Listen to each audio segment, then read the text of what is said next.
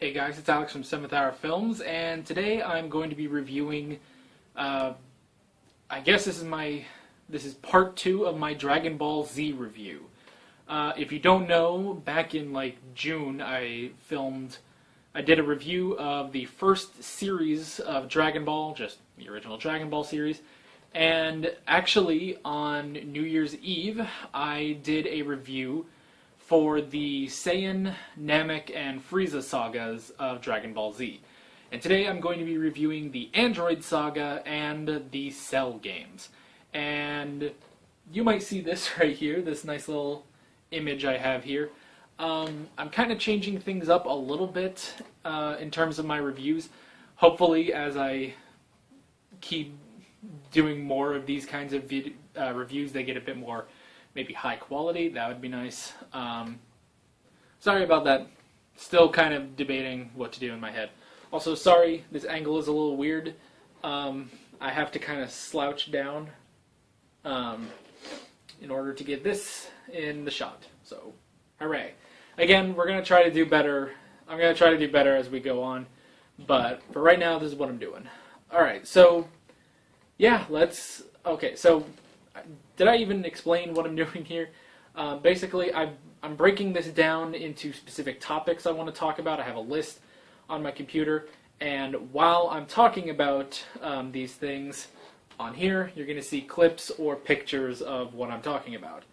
And, yeah, so for right now, it's going to just be captured off of here, but hopefully in the future we will do something that looks a bit more high quality. So, yeah. Okay, can you even see that? Well, I hope so.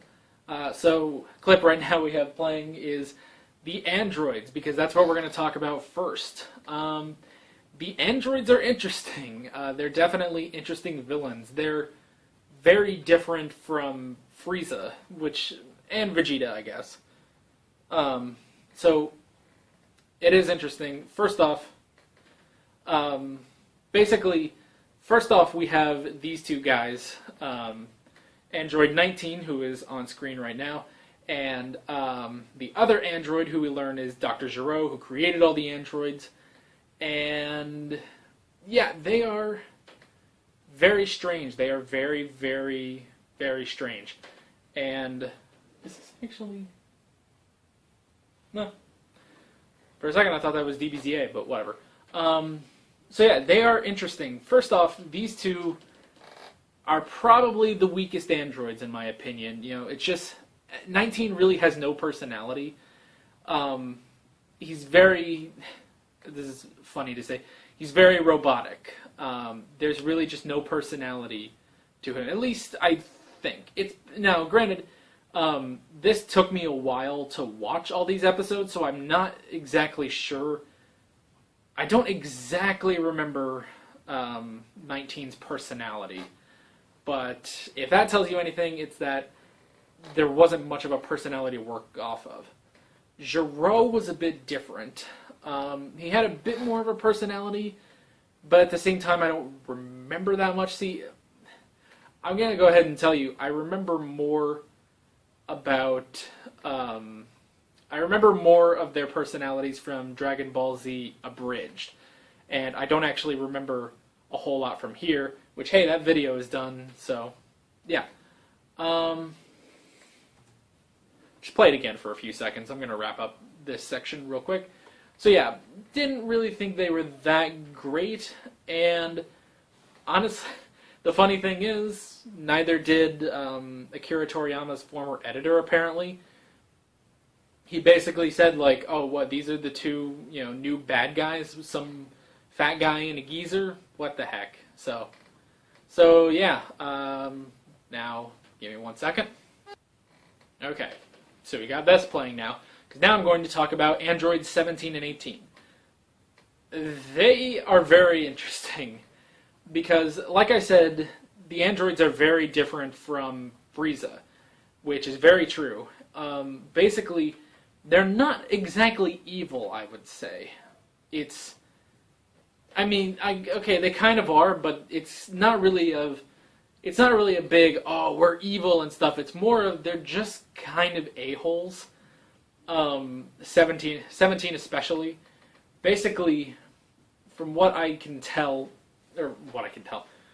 basically, the best way I can put it is just, they just want to have some fun. And 17 especially will comment about that, is just that they just want to have some fun. And basically, the thing that they know, the only way they really know how to have fun is to kill Goku. So yeah, there's that. You got 18 on the screen now.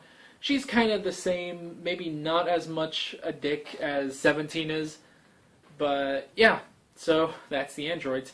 Real quick, while this video is still kind of playing, we get this interesting dynamic, and I'll go a bit more into this later, but we get this interesting dynamic, and I guess I should have said spoilers off the bat, but we get this interesting dynamic where they're trying to go after Goku, and Goku is actually having a heart attack at this point. You know, another reason they got to take him out of the fight for a while. And it's just like in the Frieza saga. Goku has to be out of commission for a little while, so now what are you going to do? So they're going after Goku. Meanwhile, the team is going after the androids, and they're also trying to keep the androids away from something else, which I might just go into right now. Let's see if that's next up on the list. Evidently, this clip is going to have subtitles. Anyway, so let's get right into our next topic. If he can appear on screen. Cell, this guy. So now we have this interesting dynamic. The androids are going after Goku. The gang is going after the androids, but they're also trying to keep the androids away from Cell, because Cell wants to absorb them. And this guy is creepy. Like, this guy is really, really creepy. He's very monster-like. His design is very alien, even more, like, kind of, I guess more alien-looking than Frieza was, which is actually interesting. And yeah, and that, he absorbs people. That is creepy. So yeah, so Cell is he's a very interesting character, and he's very, very evil. And as we go through, well, first off, we learn that he needs to absorb 17 and 18 in order to become basically perfect Cell. He gets his ultimate form. And so this plays into how he gets stronger, is he keeps absorbing people. And also, Cell is comprised literally of cells from every Z fighter, as they're being called. Every Z fighter prior to Namek, I believe. But basically, so he's part Goku, part Piccolo, part Vegeta, part Tien. He knows all their moves. It's really interesting. And so yeah, and the biggest factors that come into play with that is that he's part Saiyan, basically, because of Goku and Vegeta. And I think there's a bit of Gohan in there. I would imagine there is. And because he is basically part Saiyan, he can go Super Saiyan, actually. He doesn't really, he doesn't get gold hair, obviously, because he doesn't have any hair. But he does get the gold aura around him of a Super Saiyan. And this works. Alright. So, what was I saying? So he gets the gold aura of a Super Saiyan. And also, because he is part Saiyan, anytime he gets, to the brink of death and survives, he gets a lot stronger, which does play a factor every once in a while. Oh yeah, Android 16, I kind of forgot to talk about him. He's interesting.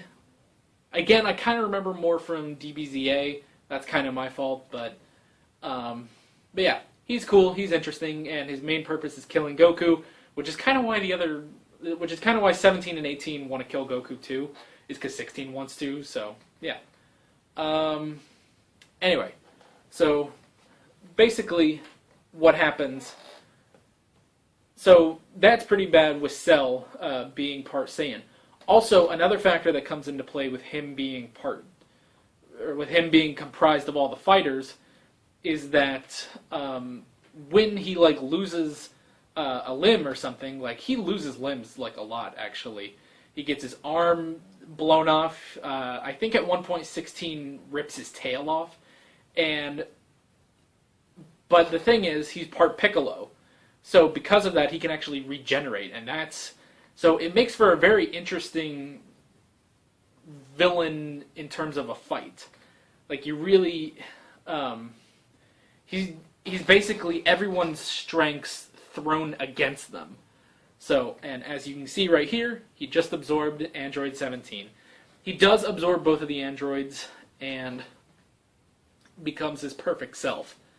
Also, a quick thing I wanted to mention was, it's really interesting when you stop to think about it, if you've watched the original Dragon Ball series, is that basically the whole reason all of this is happening right now is that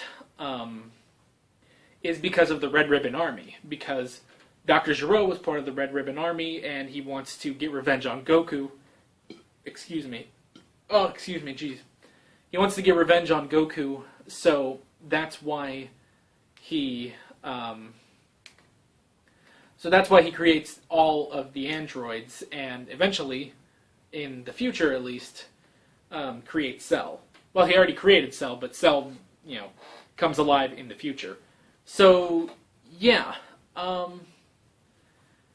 So that's all because Gero was part of the Red Ribbon Army. And when you really stop to think about it, why was the Red Ribbon Army formed? It was formed so that they could collect the Dragon Balls. Why did they want the Dragon Balls? It's because the leader wanted to be taller. Because this guy was like maybe 3 feet high and he wanted to be taller. So all this that's happening right now, this is because a guy wanted to be taller. And that is how we get Cell. Probably, I don't want to quite say this, but I'll say it anyway. What I believe is to be the most iconic Dragon Ball villain. You can debate me on that or not. I'm not really going to argue if you say someone else like Frieza or Majin Buu. But yeah, so that's a little bit of Cell. We'll talk a bit more about him in a little bit with some other stuff. So, 1 second. There it goes. Okay, so next up on my list of topics to talk about is this guy, Tien. Tien has a cool moment in this that I wanted to talk about because basically, as you can see right here, right now Cell is in his semi-perfect form, and basically they need to stop him from becoming perfect, and so Tien does the one thing he can do, and that's the Tri-Beam. And not only does he do the Tri-Beam on Cell, he does this multiple times to just keep Cell there. And basically distracting Cell long enough for Android 18 to get out of there. Which we might talk about that a bit later. But yeah. So Tien has a moment. This is great because throughout all of Dragon Ball Z, Tien has been thrown to the wayside, and that's really bad. That's the one thing I kind of don't like about Dragon Ball Z, because when you look back at the original series, Tien was one of the only few threats in that. Like one of the only people to actually challenge Goku. Like there was Commander Blue, Mercenary Tao, Tien, and Piccolo. I'm lumping Piccolo Jr. in there as well. So, yeah, really just 4 threats, 4 challenges to Goku. So, and that's the thing is when King Piccolo started running rampant and started threatening the world, and it seemed that Goku was defeated, Tien was the one to step in because he was basically the second most powerful human, I guess. He's kind of a mutant. At that point we didn't know it, but Goku was a Saiyan. So yeah, but still, he was, I guess, the second most powerful character among the heroes. So yeah, when Goku was defeated, Tien had to step in. Whereas in Dragon Ball, that's all gone. It basically is Goku, Piccolo. Later we'll get Vegeta, and then Gohan and Krillin. Now I'm happy about Krillin. I'm happy that Krillin does stuff. Like I think I said this in my Frieza Saga review, but Krillin is really like an MVP in this. Like, he is really stepping up and doing things in that arc. He gets a little sidelined in this arc, which kind of sucks, but nah. But now we have Vegeta as sort of part of the trio. So yeah. Really happy about Tien's moment.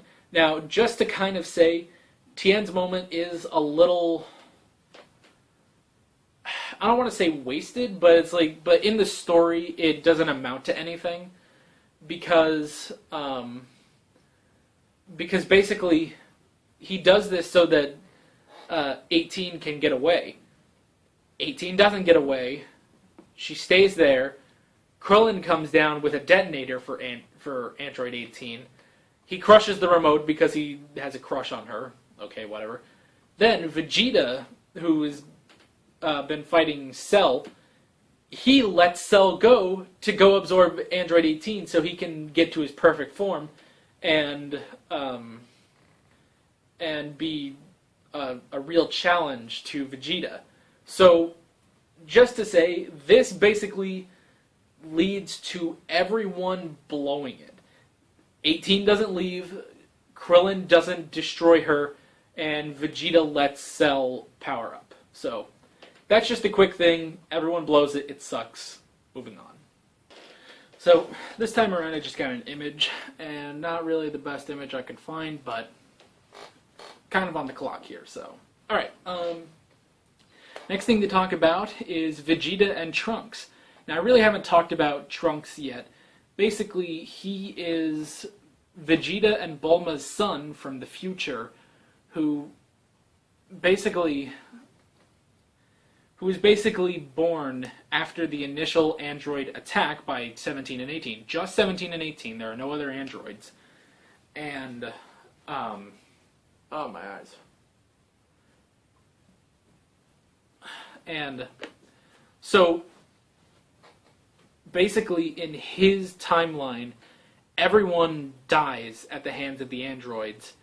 The only exception, I guess, being Goku, who dies of a heart attack before the battle. But Vegeta, Piccolo, Tien Shinhan... Why do people say Tien Shinhan? Why don't people just say Tien? Anyway, Chaozu, Krillin, everyone dies.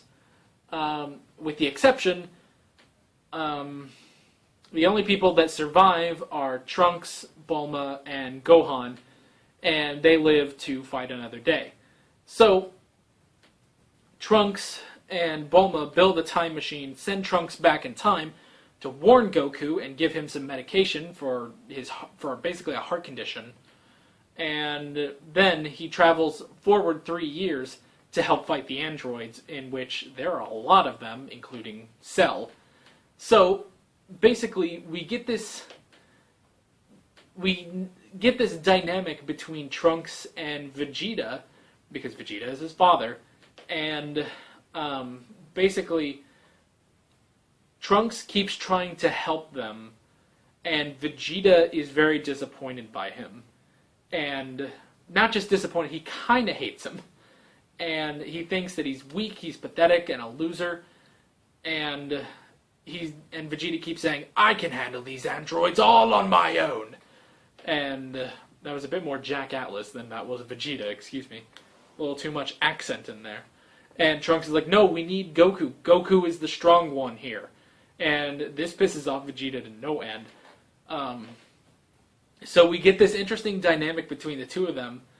And it really seems like Vegeta wants nothing to do with Trunks until the introduction of the hyperbolic time chamber, in which you can spend, if you stay in there for 1 day, you're actually staying in there for 1 year. So 1 day in the outside world is actually 1 year in the hyperbolic time chamber. So before Goku and Gohan go in, because Goku gets better, before Goku and Gohan go in, that's too many goes, but before they go into the hyperbolic time chamber, Vegeta and Trunks go in, actually. And, like, without even a hesitation, like, it's not one of those things where Vegeta's like, well, I'll just go in by myself. Again, accent, too much. But it's not one of those things where he's like, I'll go in by myself. It's like, no, he's immediately like, all right, boy, let's go in. We're going to train for an entire year. So yeah, that is really interesting. And this is all during, while 17 and 18 are still running around. So, basically, this sort of disappointment relationship between these two pretty much stays there the whole time until Cell kills Trunks, basically. And then Vegeta realizes, oh god, what have I done? This is my son, and I didn't treat him like my son. And that's when he gets super pissed and he helps everyone to beat Cell. And, like, he realizes his errors because his son died.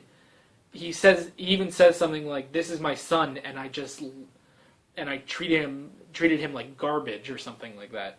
So yeah, it's a very interesting dynamic between the two of them. So yeah, next topic. All right, next up on my list of topics. Hopefully this is not a really long video. I've been recording for about 28 minutes, but hopefully this is a bit better. I also hope that Toei Animation, or whoever does Dragon Ball, hopefully they don't give me a copyright claim because of all this here. They might. But anyway, the next quick thing I wanted to talk about was basically what I call How to Super Saiyan. Because there's a lot of talk about how to properly use the Super Saiyan form, which I found really interesting because you would think that it's just their main concern is, alright, everyone's a Super Saiyan. Well, everyone, I mean. Goku's a Super Saiyan, Vegeta's a Super Saiyan, Trunks from the future is already a Super Saiyan, and Goku's mission in the hyperbolic time chamber is to cut back to something. Is to get Gohan to be a Super Saiyan. Quit just showing a white screen. Oh, that was great. There's Gohan. Alright. So, and I just looked over and I have 20% battery, so we're going to speed this up a bit. So yeah, so you would think it would just be, alright, Super Saiyan, and you power up and you go fight Cell. Well, they go into the fact that that's not exactly how that works.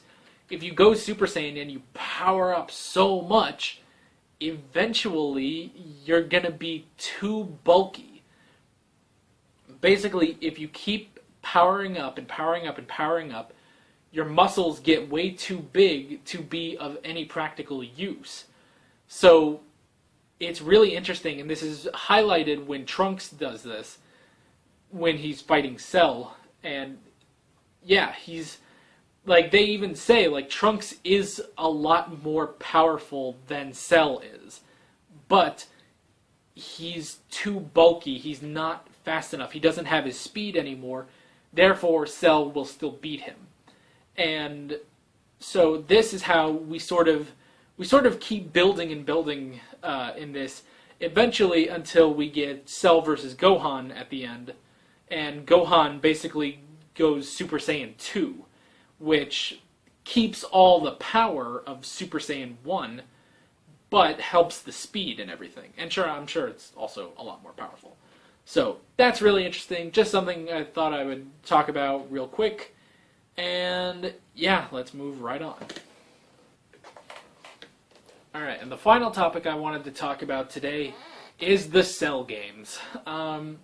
So this is interesting. Kind of something I've been missing from Dragon Ball Z was a tournament, and it kind of comes back. And I say kind of because the Cell games are a tournament, but the only opponent is Cell. Basically, it's a free-for-all. Anyone can come to the Cell games and challenge Cell to a fight. And because of this, this is where Trunks dies and Vegeta gets all pissed. So during this, basically the whole gang shows up, but they all agree that Goku is going to go first. Now, granted, there's another fighter, Hercule Satan, who is basically, he's a joke fighter. They treat him like he's the most powerful person in the world, but that's just because no one in the world knows of the team or anyone. Like, this guy is laughably underpowered, and he hypes up like, oh, I'm gonna destroy you, Cell, and stuff, and he really doesn't. In fact, I think Cell only gives him like one hit and he's gone. And he also has a couple other fighters that are honestly weaker than he is, and are ridiculous and stupid and bad, and they take up too much time when you're ready to get to the Cell games. So, but then after they're defeated and almost killed, honestly, excuse me. Once they're defeated, Goku goes into the ring. He's like, I'm going to fight now. And there's a long fight between Goku and Cell, but eventually Goku realizes he's not strong enough, and he quits the fight, he surrenders, and he says, okay, but Gohan's going to fight you, because Gohan's even more powerful than I am. And sure enough, he is, which is how we lead into Super Saiyan Form 2. And yeah, so it's a tournament. It's a tournament, but it's not a tournament. So while it's really cool, like, because this is like televised all over the world. Like, that's the thing, is with Frieza, it was on Namek, and eventually they got to a point where it was just a little battery notification came up. I have 15% power, so I'm going to wrap this up. It got to a point where Frieza and Goku were the only people left on Namek. And then I was like, okay, well, that's cool. You know, we get these titans clashing and stuff. But here, it's actually a bit more intense because this is televised around the world. Everyone is watching TV to see if Cell is going to destroy the world, which is really interesting.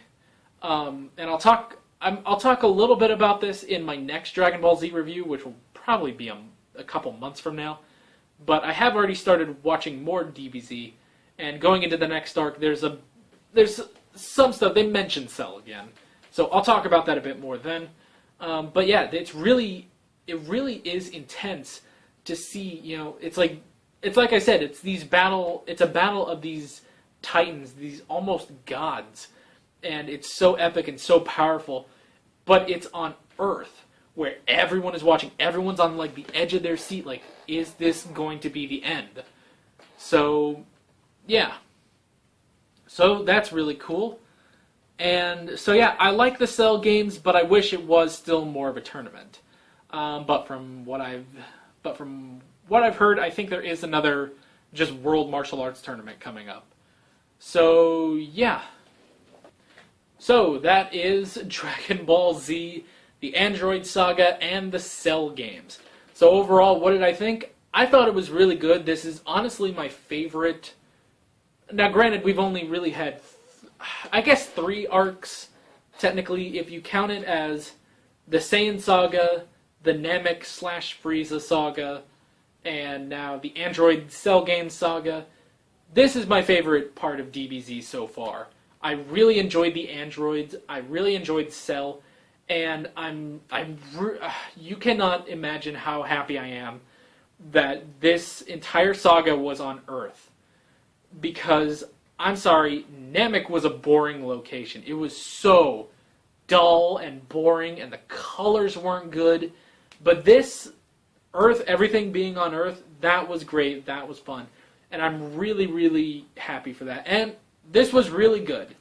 So yeah, it'll probably be a month or two, maybe even longer, before I can review pretty much the last of Dragon Ball Z.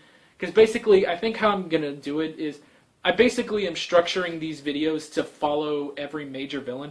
So the first video was about Frieza, this video is about Cell, the next one is going to be at the end of the series after Majin Buu, and then I'm going to watch Dragon Ball GT and Dragon Ball Super 8 million years from now once I get there. But yeah, so it'll probably be a while before my next DBZ review, but yeah, we'll just see. So, with all that being said, I'm Alex from 7th Hour Films, and I will see you guys next time. Take care. Hey guys, if you like this video, then you should check out some of my other videos. Right here are all my reactions to Doctor Who. Right here is a Let's Play of The Elder Scrolls 2 Daggerfall, and I'm not even sure what this one is, but you should probably check it out too. And here you can subscribe if you haven't already. Thanks for watching.